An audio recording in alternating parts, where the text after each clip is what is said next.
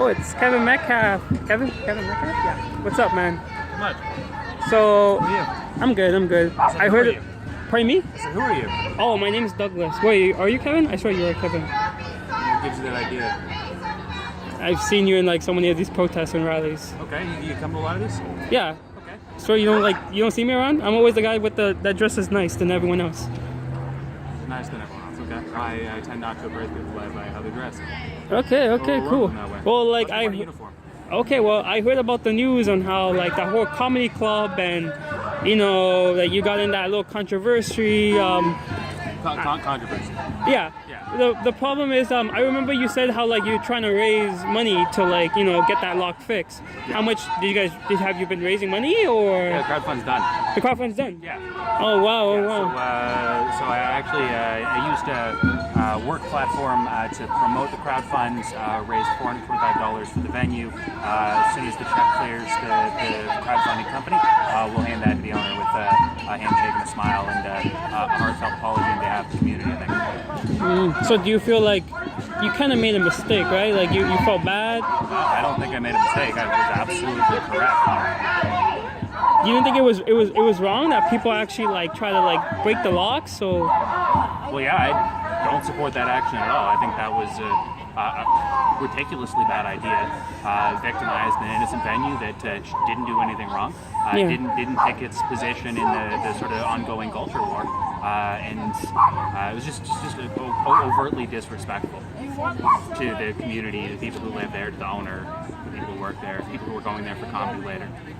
Well, I guess like if you just didn't say anything, didn't say this is like a no fascist, like it's a mock for like the no fascist thing, and if so you're suggesting, you're saying like if you just didn't say anything, if you chose not to speak freely about the free speech event, then nothing would have happened. I don't think nothing would have happened. I think people would have a good time. They would have made $200, and then everybody would go watch the Floyd Mayweather and McGregor fight. That actually happened before the event. Well, it was like 11. That was part of my concern. Was the fight was sort of people were going to the bar to watch the fight and planning to go to the comedy show. I don't actually know the fight that the time the fight finished. It was the pre-fight was at 11. The actual fight was like at 11:45, 12. It finished like at 12:15. So it was actually with the same timeline. Kind of, but like I mean, people could have like had fun. The man would have made like $200 that night.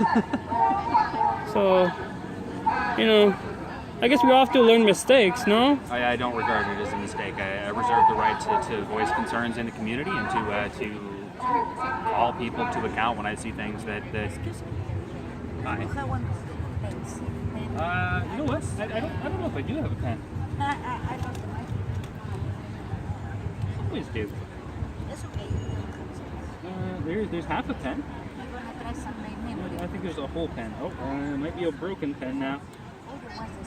Who are you filming for? I'm just a YouTuber. How many followers do you have? Got like maybe like almost 2,000 subscribers. Cool. Wow, that's good. You running like a Ronnie Cameron thing, or? Pardon me? You're running like a Ronnie Cameron thing, or? Oh no. Like I feel like Ronnie it's kind of like far right. I'm more in the middle. Okay. I'm a social libertarian. I want to hear both sides. I believe in free speech though. That's for sure. So like when I heard about that thing with you. I believe in free speech too. I wasn't trying to shut down the venue. Let me make that perfectly clear. I've said this to the media. I've said this in every interview I did. When I called the venue, it's because I'd identified a number of individuals who are affiliated with the far right, and if you're very interested, I could send you the sort of chart. You're talking about the Proud Boys? Proud Boys, there were 3% militia. Jeez, man, there was a guy who was invited to the event on Facebook who was arrested in London that day for a political assault. Talking about Kevin J. Johnson? No. Spencer Polap of the 3% militia was arrested in London on the 26th. Okay. He assaulted someone at a rally. The police arrested him. So he'd actually been invited on Facebook to attend the event. Someone thought he would like that event. Someone thought there was something in that event that would speak to him. You know what? Someone's walking to that community. Any one of these people's walking to that community. They know Spencer Polap. He knows them. He walks outside, has had a couple drinks. What happens then, right? This is about the community being safe. This is about people's right to be safe in their community. Communicating that to the venue is a fucking responsible thing to do. Who knows what would have happened, though? Well, we don't know what would have happened. We know what did happen, which is some numbskull vandalized the locks. I'm perfectly willing to say that, too, on the record. I mean, I guess we have to learn our lesson, no? That's all we can say. There's something to be said here for free speech. Everyone says free speech, I can say whatever I want. Well, I said what I wanted, which was I don't like this event, and here are the reasons why. somebody chose to go out and do something. I didn't ask them to. I didn't tell them to. I didn't even suggest that they fucking should, and I don't approve of what they did. Similar, say, to a guy like Jordan Peterson. Assume you're familiar with him. I like Jordan Peterson. I figured, classical liberals, or social libertarians tend to agree with Peterson on a lot of key points. Peterson says something on stage about trans rights. He may have a point, he may not have a point. That's not really for me to assess because I'm not going to get into a debate with Peterson or his ideology. But I will say, he says something a little bit provocative that pushes that edge. Somebody goes out and harasses or assaults a trans person in the community. Is he responsible?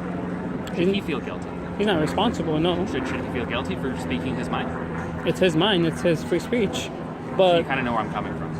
Thanks. But the person who basically tried to assault it, like the trans, if you say, it's not really because they listen to Jordan Peterson, it's because they have like their own little issue in themselves. So what you're saying is he's not responsible for the actions of people who hear his words. He's not responsible. People do their things. All right, I'm okay. Thank you.